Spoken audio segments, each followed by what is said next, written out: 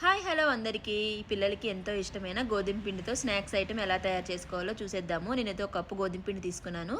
ఒక 2 టేబుల్ స్పూన్ల బియ్య పిండి కూడా వేసుకొని చపాతీ పిండి ఎలా కలుపుకుంటామో అలా కలుపుకొని ఒక 10 నిమిషాలు పక్కన పెట్టుకోవాలి. చిన్న చిన్న బాల్స్ లాగా చేసేసుకొని మనం చపాతీ ఎలా సాదుకుంటామో అలా చేసుకోవాలన్నమాట. పొడి పిండి వేసుకుంటా చపాతీ లాగా చేసేసుకోవాలి. మన స్వీట్ని బట్టి బెల్లం తీసుకోవాలి. దానిలో కొంచెం వాటర్ వేసేసుకొని బెల్లం కరిగించుకోవాలన్నమాట. ఇంకా చపాతీ కూడా లాగా చేసేసుకొని మనకి ఏ షేప్ కావాలో అలా కట్ చేసుకోవాలి. ఏ షేప్ కావాలో అలా చేసుకున్న తర్వాత మనము చిన్న చిన్న పీసెస్ లాగా కట్ చేసుకోవాలన్నమాట. టేస్ట్ చాలా బాగుంటుందండి. కంపల్సరీగా ఇలా పిల్లలకు చేసి పెట్టండి, వాళ్ళు చాలా ఇష్టంగా తింటారు. అలా పీసుల్లాగా చేసేసుకొని బెల్లం కూడా కరిగించుకున్నాం కదా. వీటి పాకం అంటూ ఏమీ లేదనమాట. ఊరికని వాటర్ పోసి బెల్లం కరిగించుకోవడమే.